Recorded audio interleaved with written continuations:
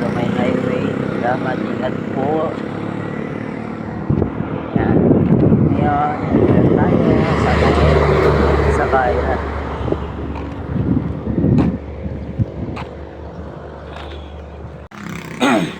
Time check muna tayo, time check. Oh my god, ang sakit ng katawan ko. Yan. Wala ang suklay, kaya veteran swoop.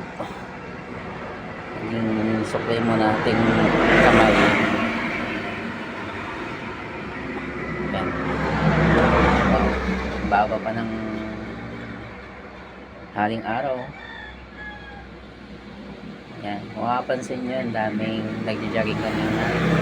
Umaga pa lang mas maganda kasi mag-jogging pag wala pang araw. Kasi pag nasa mga 7, may dito pa sa amin 7 AM kasi kadalasan diba 7 AM pa lang malamig. Pero ngayon sa tindi ng init ng araw, nag-jogging na sila ng before 5 hanggang 6 AM. May dumaan na victory. Kung yan okay, mahal ang victory kasi ang pamasahe dito San Antonio to Olongapo is 80 pesos, samantalang sa mga bus is 50 pesos lang. Malaki ng advance nila, diba? Malaki ng adjustment. Mas makakamura kasi pag bus yung sinakyan mo.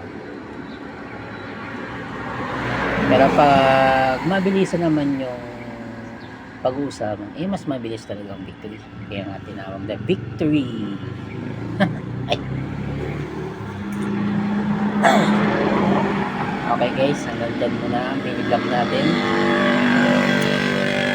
Kung mapanood mo to, just follow my page YouTube, subscribe ka lang. Bali i-attach ko sa inyo kung paano siya i-attach sa may baba kasunod nito. Kaya ganyan lang muna mga lods.